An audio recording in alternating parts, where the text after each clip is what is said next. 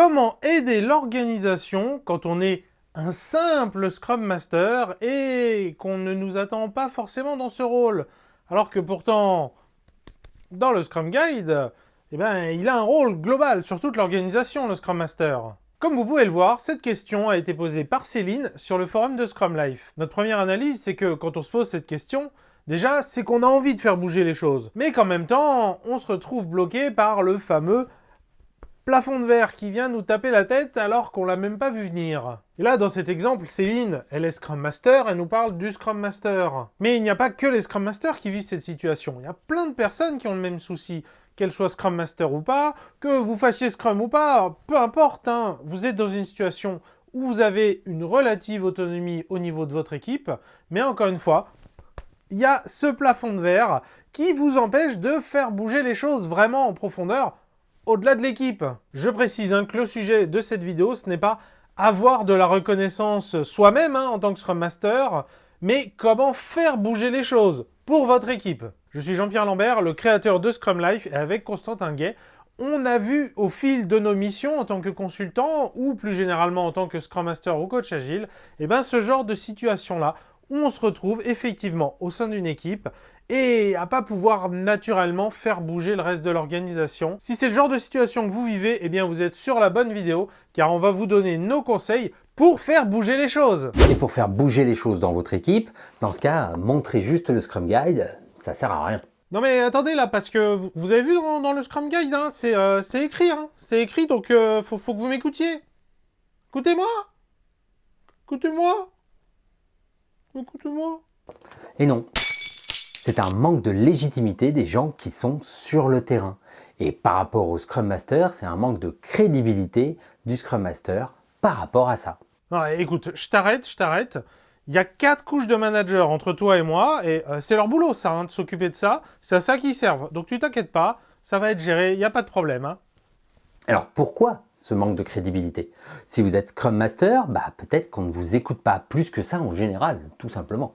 Peut-être qu'on ne vous écoute pas parce qu'il y a un coach agile au-dessus de vous. Bah oui, sous prétexte que c'est son boulot justement et que c'est cette personne-là qu'on va écouter, pas vous.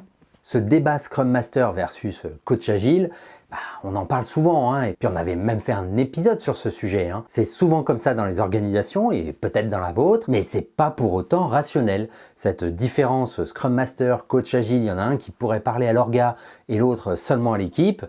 En vrai, on devrait s'en fiche. Et on s'en fiche tout comme pour d'autres relations, il n'y a pas que Scrum Master et Coach Agile. On peut retrouver aussi ces travers dans les relations développeurs et architectes par exemple, ou bien Product Owner, PO et PM, Product Manager. C'est toujours la même histoire, on se dit qu'il y a des gens qui savent mieux que vous, tout simplement, et ça se justifie en plus parce que ils sont mieux payés. Dans tous les cas, c'est un problème de votre crédibilité. Et encore pire, et frustrant. Et parfois, le coach agile dit ce que vous dites depuis 2 ans, mais cette personne-là, on va l'écouter, elle.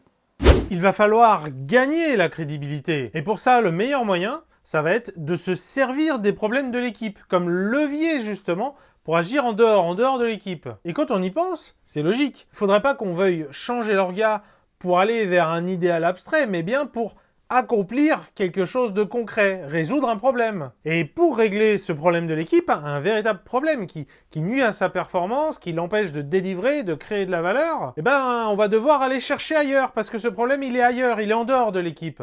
Alors je sais, vous allez me dire qu'on va vous interdire. Par exemple, on va vous dire « là, tu peux pas parler à David, c'est interdit. » Et vous, le plus naturellement du monde, vous lui répondrez « Bah si que je peux parler à David.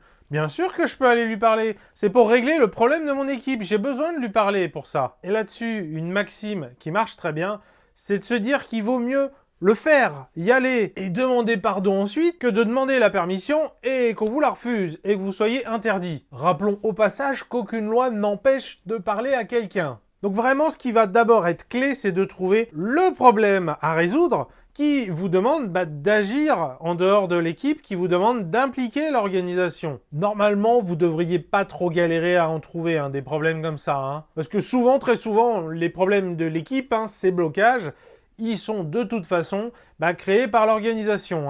Encore une fois, le fameux plafond de verre. Et il y a les cas où on nous dit de toute façon c'est comme ça que ça marche, on ne peut pas y toucher. On veut déployer librement, le SI, le département informatique, est comme ça. Si c'est comme ça, c'est un dysfonctionnement.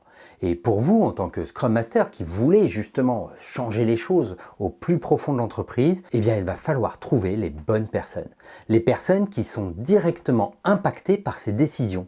Ça peut être l'équipe bien entendu, mais c'est pas forcément directement le meilleur levier. C'est plutôt les personnes qu'on appelle le métier, c'est-à-dire les gens qui sont au plus proches de l'utilisation de la valeur créée. En trouvant ces personnes, vous allez pouvoir montrer factuellement l'impact de ces décisions, de cette organisation. Par exemple, donc, ce métier qui va être impacté par les décisions du DSI, du directeur informatique, sur la capacité à livrer rapidement, par exemple. Ce que nous vous conseillons donc, c'est de toujours partir du problème et de l'impact qu'il a. Pas juste sur l'équipe, mais sur le fonctionnement de l'entreprise. C'est ce qui va vous permettre de convaincre qu'il faut changer. En parlant d'impact, de choses qui vont intéresser les gens, le pognon, il faut aussi le faire et le dire d'une façon qui les intéresse et qu'ils comprennent. Par exemple, si on explique aux métiers qu'ils ont des problèmes, mais avec le vocabulaire informatique, ça marche pas, parce qu'en fait, ils comprennent pas. Vous allez plutôt vouloir expliquer ce que vous ne pouvez pas faire, tout en vulgarisant le vocabulaire, les termes, pour vous permettre d'avoir du soutien et réussir à les impliquer.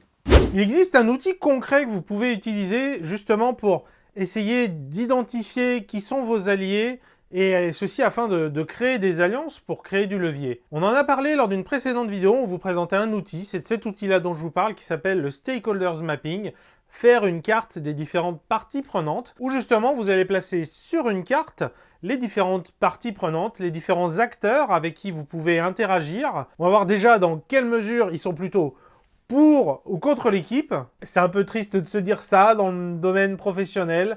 Dans une organisation, on est censé tous aller dans le même sens. Mais bon, il y a des gens qui sont là pour vous tirer dans des pattes et d'autres pour vous aider.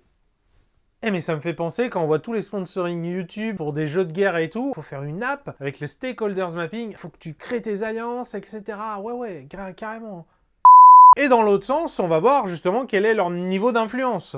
Ce qui est cumulé avec la première dimension, eh ben, soit c'est un pouvoir de nuisance, s'ils sont plutôt contre vous, ou s'ils sont avec vous, un pouvoir de support pour vous aider. Et une fois que vous avez tracé ça, déjà ça vous aide à naviguer dans la politique, dans l'environnement où vous êtes, et surtout, c'est que vous pouvez le faire bouger. Quelles sont les personnes qu'on doit aller voir, dont on doit prendre soin, qu'on doit bichonner pour faire un peu changer leur avis, faire pencher la balance de votre côté? Ou encore, quels sont les jeux de pouvoir qu'ils ont entre eux? Qu'est-ce qui pourrait se passer pour augmenter ou diminuer le niveau d'influence, etc. Et ça, au final, ça peut même être un sujet, comment, en tant qu'équipe, on fait bouger cet échiquier. Si on revient sur l'exemple fil rouge qu'on a suivi dans cet épisode, on pourrait se demander comment, en tant qu'équipe, on se donne de la visibilité auprès des personnes du métier, du business, pour justement faire levier contre cette DSI qui impose des process qui nous empêchent de délivrer rapidement, de créer de la valeur et donc de servir le business, le métier. Vous aussi, posez-nous vos questions sur le forum de Scrum Life, on y répondra en vidéo